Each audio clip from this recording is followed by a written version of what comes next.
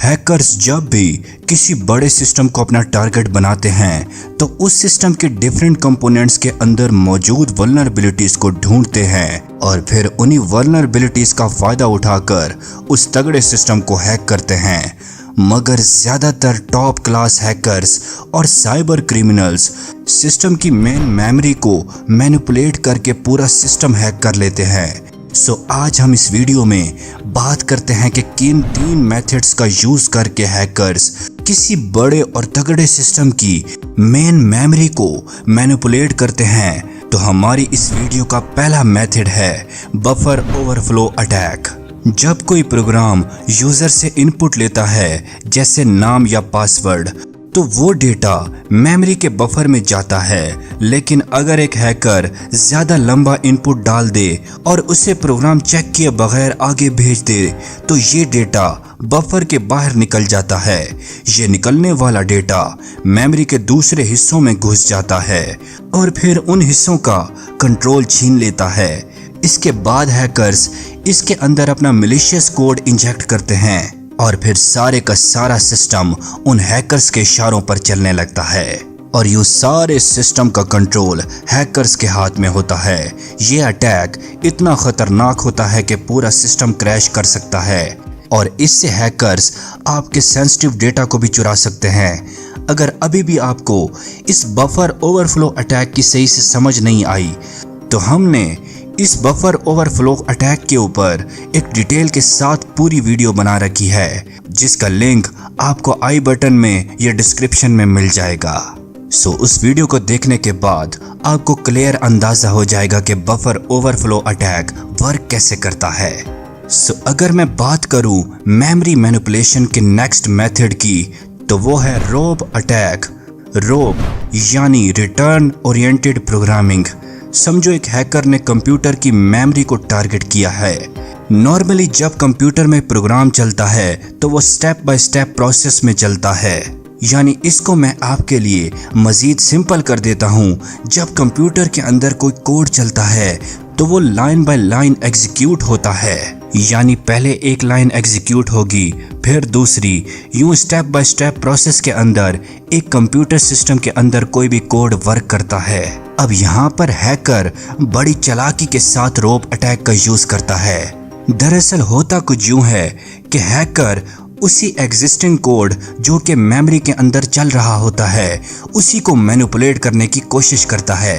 यूं उस कोड के अंदर ऑलरेडी मौजूद छोटे छोटे हिस्सों को यूज किया जाता है जिन्हें हम प्रोग्रामिंग या साइबर सिक्योरिटी के अंदर गैजेट्स कहते हैं। ऐसा असल में हैकर इसलिए करता है क्योंकि ये गैजेट्स पहले से ही मेमोरी में मौजूद होते हैं और हर गैजेट यानी छोटा छोटा कोड का हिस्सा एक रिटर्न इंस्ट्रक्शन पर एंड होता है। इस रोब अटैक के अंदर हैकर अपना कोड नहीं लिखता बल्कि एग्जिस्टिंग कोड जो कि कंप्यूटर पर रन हो रहा होता है उसके छोटे छोटे हिस्सों को जोड़ और तोड़कर अपना काम निकालता है।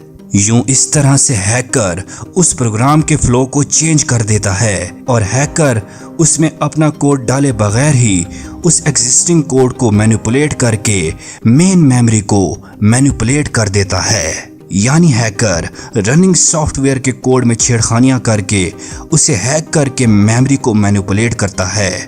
ये अटैक इसलिए भी ज्यादा खतरनाक बन जाता है क्योंकि इस अटैक को कंप्यूटर में मौजूद एंटीवायरस सॉफ्टवेयर्स भी डिटेक्ट नहीं कर पाते। दरअसल एंटीवायरस सॉफ्टवेयर इसलिए इसे डिटेक्ट नहीं कर पाते क्योंकि हैकर इस अटैक के अंदर कोई नया कोड डालता ही नहीं बल्कि उसी एग्जिस्टिंग कोड के साथ खेलता है जो कि कंप्यूटर के अंदर चल रहा होता है। तो इस वजह से इस रोब अटैक को बहुत ज्यादा डेंजरस माना जाता है क्योंकि इसके अंदर एंटीवायरस को भी मैनिपुलेट किया जाता है और एंटीवायरस अनएथिकल और मैलिशियस एक्टिविटीज को डिटेक्ट नहीं कर पाता। यूं इस मॉडर्न अटैक यानी रोब अटैक का यूज करके हैकर्स मेमोरी को मैनिपुलेट करके बड़े से बड़ा सिस्टम हैक कर लेते हैं और ये रोब अटैक हैकिंग का एक स्मार्ट और बहुत ही ट्रिकी तरीका है जिसको कोई एंटीवायरस या स्कैनर भी डिटेक्ट नहीं कर पाता। हाँ, अगर आप इस रोब अटैक से अपने सिस्टम को प्रोटेक्ट और सिक्योर रखना चाहते हैं तो इसके लिए कुछ सिक्योरिटी के फीचर्स को आपको यूज करना चाहिए। उन सिक्योरिटी फीचर्स में पहले नंबर पर आता है डेप यानी डेटा एग्जीक्यूशन प्रिवेंशन, और दूसरे नंबर पर जो बहुत ज़्यादा सिक्योरिटी फीचर यूज़ होता है वो है ASLR यानी एड्रेस स्पेस लेआउट रैंडमाइजेशन। जैसे फीचर्स का यूज़ करो तो इससे आप अपने सिस्टम को रोप अटैक से प्रोटेक्टेड रख पाओगे। चलिए अब बात करते हैं अपनी इस वीडियो के बहुत ही ज़्यादा इम्पोर्टेंट और लास्ट मेथड की, जो कि है DLL इंजेक्शन। ये बहुत ज़्यादा इम्पोर्टेंट मेथड क्यों है और इसका यूज़ ज़्यादातर हैकर्स विंडोज़ सिस्टम को टारगेट करने के लिए करते हैं। DLL इंजेक्शन एक ऐसा तरीका है जिसमें हैकर किसी कंप्यूटर की मेमोरी में अपने खुद का कोड डाल देता है, यानी ये कोड हैकर का बनाया हुआ एक मैलिशियस कोड होता है। ज़्यादातर हैकर्स इस कोड को DLL फाइल के अंदर डालकर मेमोरी को मैनिपुलेट करते हैं। अब यहाँ पर एक सवाल पैदा होगा कि ये DLL फाइल क्या होती है। तो DLL फाइल यानी डायनामिक लिंक फाइल, जो कि कंप्यूटर प्रोग्राम्स के लिए शेयर्ड कोड और रिसोर्सेज प्रोवाइड करती है। ये प्रोग्राम्स की छोटी रीयूजेबल इंस्ट्रक्शन है जो मल्टीपल एप्लीकेशंस के ऊपर एक साथ यूज़ की जा सकती है, जिससे मेमोरी सेव होती है और सिस्टम एफिशिएंट चलता है।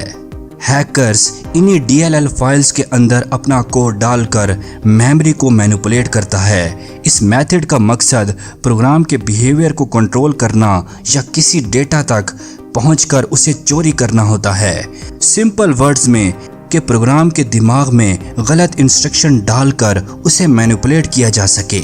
ये मेथड ज़्यादातर हैकर्स के नज़दीक इसलिए भी ज़्यादा फेवरेट है क्योंकि ये प्रोग्राम के अंदर छुपकर काम करता है और एंटीवायरस भी इसको पिछले मेथड यानी कि रोप अटैक की तरह डिटेक्ट नहीं कर पाते। ये DLL इंजेक्शन इसलिए भी ज़्यादातर हैकर्स का the most favourite hacking attack है। इसका यूज़ करके ब्लैक हैट हैकर्स और साइबर क्रिमिनल्स डायरेक्टली मेमोरी का एक्सेस लेकर सिस्टम को तबाह करने में सक्सेसफुल हो जाते हैं। बल्कि ये कहना भी गलत नहीं हो सकता कि इस DLL इंजेक्शन अटैक को ज़्यादातर ख़तरनाक इसका एनोनिमसली वर्किंग बिहेवियर बनाता है, जो कि इसे साइलेंट किलर बना देता है। यानी कि ये साइलेंटली आपके पूरे सिस्टम को खा जाता है और आपको इसके बारे में पता भी नहीं चलता। आपको इस DLL इंजेक्शन अटैक का पता आखिर कैसे चलेगा, क्योंकि इसे आपके सिस्टम में मौजूद कोई भी स्कैनर या एंटीवायरस डिटेक्ट ही नहीं कर सकता, जो कि इस अटैक को बहुत ही ज़्यादा ख़तरनाक और बहुत ही ज़्यादा मिस्टीरियस बना देता है।